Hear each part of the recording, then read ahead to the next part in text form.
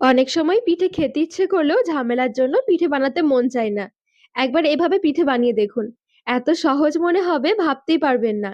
শুধু একবার কাউকে বানিয়ে খাইয়ে দেখুন। এত প্রশংসা করবে, নিজেরাও অবাক হয়ে যাবেন। কেউ খেয়ে বুঝতেই পারবে না এটা কি দিয়ে তৈরি করা হয়েছে। হাতে অল্প সময় থাকলে ঝটপট তৈরি করে নিতে পারবেন। একদম নরম তুলতুলে একটা মুখে মিশে যাওয়ার মতন পিঠের রেসিপি। এইভাবে পিঠে খেলে অন্যভাবে খেতেও ইচ্ছে হবে না। নমস্কার বন্ধুরা, নতুন একটা পর্ব দেখার জন্য আপনাদের সকলকে স্বাগত জানাই। আজকে বানিয়ে দেখাবো দারুণ স্বাদের নরম তুলতুলে ক্ষীর পুলি পিঠে।